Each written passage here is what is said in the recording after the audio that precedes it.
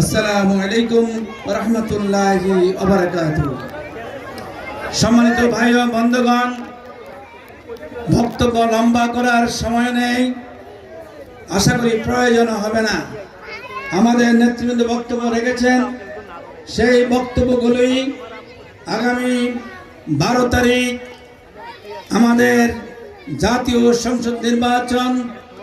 এই নির্বাচনে দুটো ভোট, একটি হচ্ছে আমাদের মার্কার ভোট, আরেকটি হচ্ছে আমাদের হা ভোট।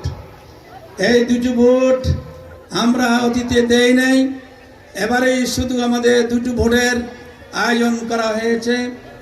মা বোনেরা 12 তারিখ যথাযথ সময়ে আপনারা ভোট কেন্দ্রে অংশগ্রহণ করবেন এবং সাহসিকতার সাথে, সাহসী মন নিয়ে, ইমানি শক্তি নিয়ে ভোট কেন্দ্রে অংশগ্রহণ করবেন।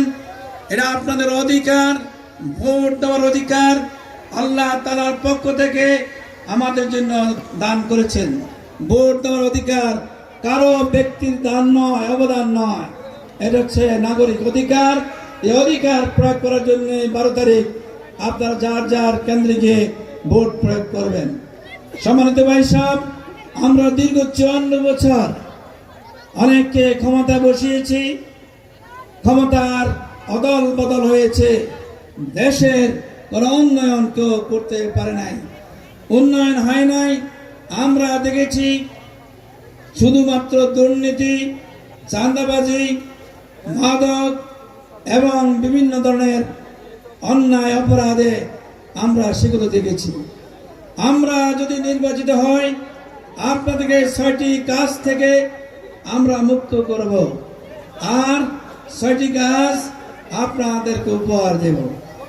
এর মধ্যে অন্যতম হচ্ছে আমরা দুর্নীতি মুক্ত করব, দুর্নীতি থেকে মুক্তি পাবেন, আর চাঁদাবাজি থেকে মুক্তি পাবেন, জলাবদ্ধ থেকে মুক্তি পাবেন, মাদক থেকে মুক্তি পাবেন, বেকারত্ব থেকে মুক্তি পাবেন।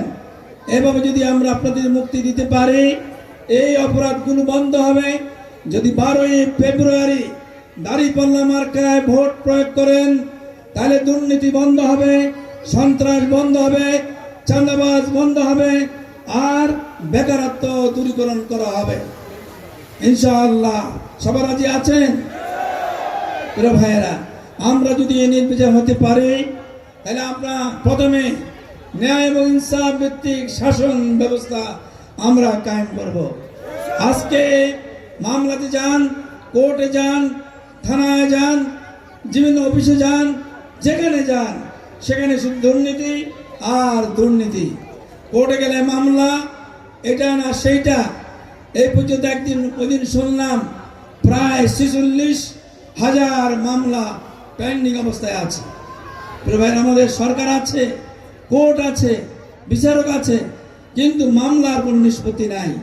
আমরা আপনাদের আশ্বস্ত করতে চাই, আপনাদের নিশ্চয়তা দিতে চাই, আমরা নির্বাচিত হলে এই মামলার জট আমরা দূরীকরণ করব। মামলার জট থাকবে না, থানায় গিয়ে আপনাদেরকে আর ভোগান্তি হতে হবে না। থানার জটলা আমরা বন্ধ করব। বিভিন্ন অফিসে যান, সকল অফিসের দুর্নীতি বন্ধ আমরা করব। দুর্নীতি আর চলবে না। দুর্নীতিকে জামাত ইসলামের পক্ষ থেকে লাল কার্ড ঘোষণা করা হয়েছে। দুর্নীতি আর চলবে না।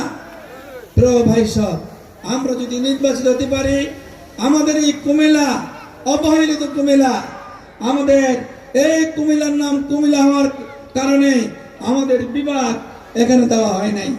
আমরা নির্বাচিত হলে কুমিল্লার নামে আমরা বিভাগ বাস্তবায়ন করব ইনশাআল্লাহ। এরপরে প্রিয় ভাইরা, আমাদের কুমিল্লা অনেক বড় এরিয়া নিয়ে আমাদের একটি বিমানবন্দর রয়েছে। 1986 সাল পর্যন্ত এই বিমানবন্দরটি চালু ছিল।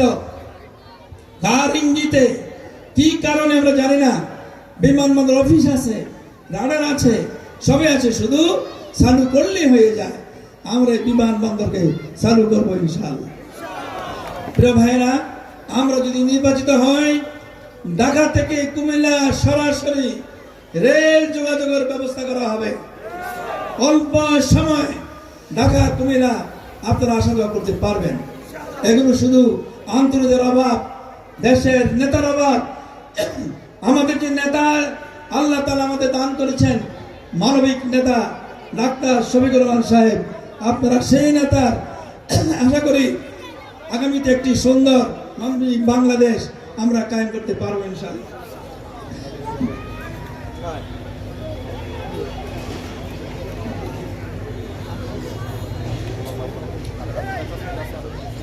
ভাই বোনেরা, আমরা এই রেল যোগাযোগ ব্যবস্থা করা হবে। মা বন্ধুর জন্য জানাই দিতে চাই, আমাদের মানবিক নেতা বাংলাদেশের আগামী দিনে একটি সুন্দর বাংলাদেশ গঠন করার রূপকার স্বপ্ন দ্রষ্টা ডাক্তার শফিকুর রহমান সাহেব, তিনি বলছেন আমাদের 60 ঊর্ধ্বে মা বোনদের যাদের বয়স হবে তাদের চিকিৎসা ব্যবস্থা হবে ফ্রি। আমাদের মানবিক নেতা বলছেন যাদের শিশুদের বয়স 5 বছর পর্যন্ত তাদের চিকিৎসা ব্যবস্থা ফ্রি করা হবে। আমাদের মানবিক নেতা বলছেন মা বোনেরা যারা একজন সরকারি কর্মচারী কর্মকর্তা 8 ঘন্টা ডিউটি করতে হয়, আমাদের মানবিক নেতা বলছেন মা বোনদের ক্ষেত্রে যদি জামাত ইসলামী সরকার গঠন করতে পারে তাহলে মা বোনদের 3 ঘন্টা কমিয়ে 5 ঘন্টায় রূপান্তরিত করা হবে। ভাইয়েরা, আমাদের এই কালীবাজার এখানে অনেকগুলো কৃষক ভাইরা কৃষি কাজ করেন, কৃষির সাথে আপনারা জড়িত। আমরা নিশ্চয়তা দিতে চাই আপনাদের কৃষকদের ভালো মানের উন্নত মানের বীজ আপনাদের সরবরাহ করা হবে, আর বিনা সুদে লোনের ব্যবস্থা করা হবে।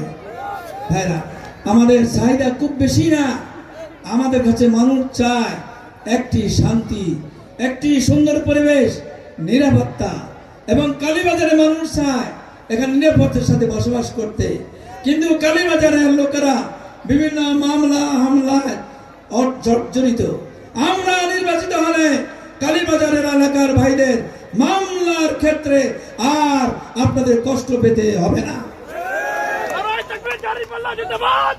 ভাইরা, এখন আপনাদের আর সর্বশেষ কথা হচ্ছে 12 তারিখ নির্বাচন।